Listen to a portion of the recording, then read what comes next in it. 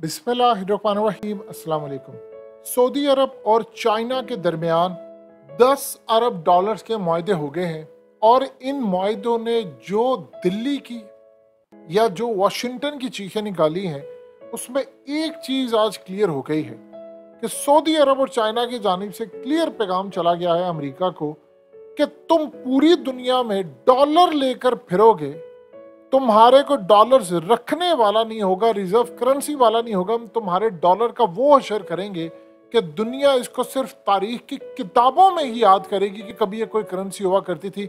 जिस तरह पहले पूरी दुनिया की करेंसी ब्रिटिश पाउंड था, फिर उसके बाद जब बरतानिया की करेंसी थी, अब इसके बाद जो डॉलर का राज है दुनिया इसको भी किताबों में याद रखेगी और हम इसको इतना गिरा देंगे कि ये सिर्फ अमेरिका तक महदूद होकर रह जाएगा। अब इसकी जो सूरत हाल सामने है उसमें सबसे ज्यादा अगर किसी को खौफ है तो वो है भारत को।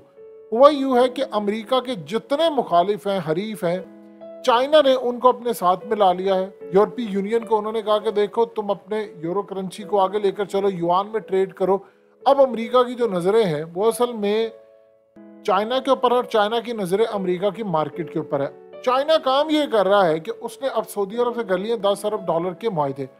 भारत को इस बात में तकलीफ है कि अभी हालिया जो G20 हुई थी उसके अंदर सऊदी अरब ने चाइना के कहने पर अपना नुमाइंदा नहीं भेजा। जब उन्होंने अपना नुमाइंदा नहीं भेजा तो ये सबसे ज्यादा तबाहकुन सूरत हाल हमारे लिए पैदा हुई है कि गल्फ कंट्री, इवन कि आप अंदाजा कीजिए उससे कुछ देर पहले तक यानी मोहम्मद बिन सलमान से बातचीत हुई थी मोदी की और उसके बाद उन्होंने ये मुआहदा किया। तो उनको प्रॉब्लम अब ये आ रही है कि एक तरफ वो हमें काउंटर कर रहे हैं, दूसरा वो अमेरिका को टक्कर दे रहे हैं, तो हमारे लिए दोनों ही मामला खराब है। और तीसरा वो रूस के साथ अपने ताल्लुकात बेहतर बनाए हुए। अब सूरत हाल ये पैदा हुई है कि अमेरिका हालिया डिफॉल्ट होने वाला था और डे बाय डे उसकी जो करेंसी है वो वीक होती जा रही है।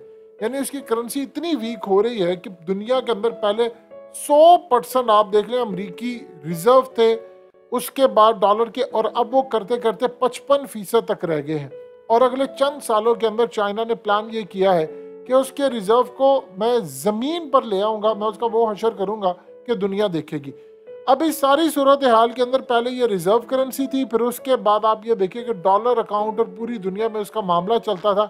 अब चाइना, रूस, ब्राजील, इंडिया और दीगर, इवन कि आप अंदाजा कीजिए कि हम पाकिस्तानियों ने रूस से जो तेल लिया है उसकी हमने जो पेमेंट की है वो हमने युआन के अंदर की है। तो आप यहाँ से अंदाजा लगा सकते हैं कि किस तरह हम पाकिस्तान के अंदर कुछ नए मुआहदे कर रहे हैं। उन मुआहदों के तहत हम चाइना से बातचीत कर रहे हैं कि पाकिस्तानी रुपीस जो है वो उनके साथ चले, यानी गवादर के अंदर कम से कम युआन के अंदर पेमेंट हो और पाकिस्तानी रुपीस यानी लेन देन इसमें हो।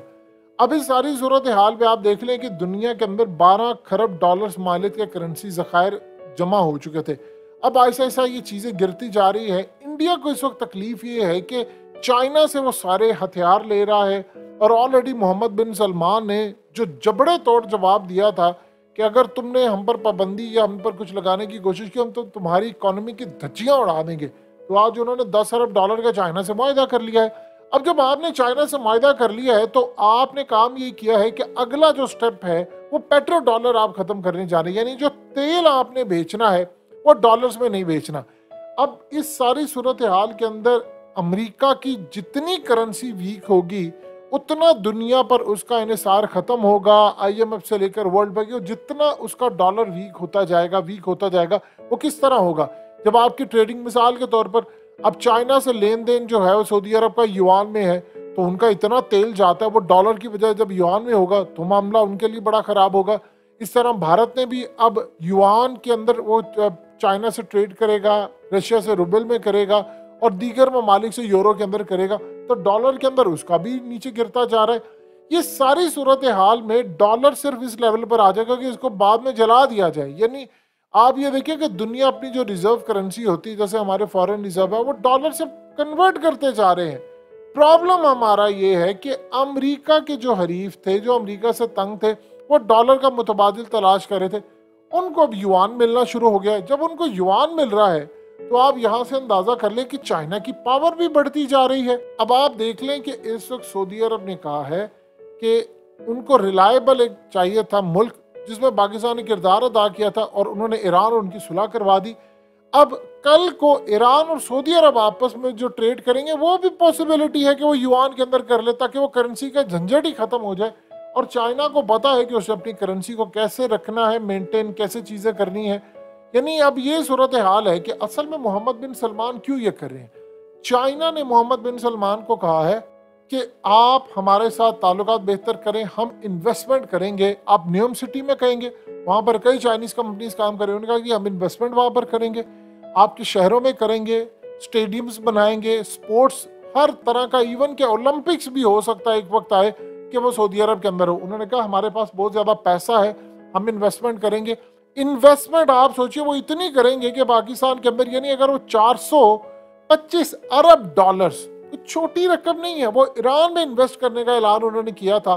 तो आप यहाँ से अंदाजा कर लें कि वो सऊदी अरब के अंदर, जो कि अमन वाला मुल्क है, वहाँ तो ऑलरेडी अमन है, क्या वो 500 या 1000 अरब डॉलर नहीं इन्वेस्ट कर सकते? वो बिल्कुल कर सकते हैं, उनके पास है पैसा, वो इन्वेस्ट कर सकते हैं, उनके पास पैसा है। और उन्होंने देखिए पाकिस्तान को भी कहा था कि आप अमन कायम करें तो हम आपके मुल्क में मजीद इन्वेस्टमेंट करेंगे। हम वही अभी 66 अरब डॉलर, 70 अरब डॉलर, ये कुछ भी रकम नहीं है।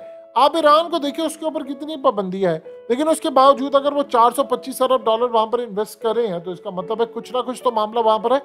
ये वो सूरत हाल होती है जो असल में हम समझ नहीं पाते। अगले कुछ अरसे के अंदर आप ये देखेंगे कि जब सऊदी अरब के अंदर इतनी बड़ी इन्वेस्टमेंट होगी तो जाहिर सी बात है चाइना की कोशिश होगी वो अपनी इन्वेस्टमेंट को सिक्योर भी करे, यानी वो टेक्नोलॉजी देगा सऊदी अरब को, जिससे सऊदी अरब अपने लैंड की तो हिफाजत करेगा, उसके साथ साथ वो चाइना की इन्वेस्टमेंट की भी हिफाजत करेगा। जैसे G20 के अंदर मोदी ने क्या किया, उसने कश्मीर में इन्वेस्टमेंट ले रहा है सारे ममालिक की, और वो इन्वेस्टमेंट वहां पर कर रहे हैं। और जब वो इन्वेस्टमेंट कर रहे हैं वहां पर, तो आप देख लें कि जाहिर सी बात है जो ममालिक इन्वेस्टमेंट करते हैं फिर उनका स्टेक भी लग जाता है।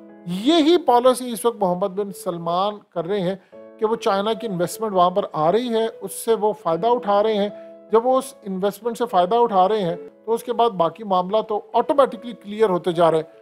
उन्होंने फैसला कर लिया है कि वो अमरीकी डॉलर को इतना नेस्तो नाबूद कर देंगे कि अमरीका दुनिया भर में डॉलर लेकर घूमता फिरेगा तो कोई डॉलर उसका लेने वाला नहीं होगा। देखिए एक वक्त ऐसा था कि बरतानिया के बारे में कहा जाता था कि सूरज गुरूब नहीं होता, हर जगह उनकी वजीर आई है, उनका राज है। फिर आज देख लें कि बरतानिया कहाँ तक महदूद हो गया, अब उसका वो लेवल नहीं रहा दुनिया के अंदर। अमेरिका के साथ भी सूरत हाल बिल्कुल इसी तरह की है। तो ये जो असल में सारे का सारा मामला होता है वो चीज़ें बिल्कुल स्मूथ और इसी तरह जा रही होती हैं। और अगले कुछ अरसे के अंदर जो हालात बता रहे हैं वो असल में बहुत ज़्यादा तबाहकुन हालात जो है वो खित्ते के हवाले से है। उसमें अमेरिका एक नई जंग शुरू करना चाहता है, मोहम्मद बिन सलमान जंग को अवॉइड करना चाहते हैं। और अगर आपको अवॉइड करनी है जंग तो आपको सुपर पावर के मुकाबले की एक और सुपर पावर के साथ अपने मामलात बेहतर करने हैं। और एग्जैक्टली वही इस वक्त चाइना के साथ सऊदी अरब कर रहा है। और सऊदी अरब बिल्कुल इस तैयारी में है कि वो तमाम की तमाम चीज़ों को बेहतरीन अंदाज में आगे लेकर चले। तो आने वाले वक्त के अंदर हालात बिल्कुल इसी जानिब इशारा दे रहे हैं कि अमेरिकी डॉलर को लेने वाला कोई नहीं होगा।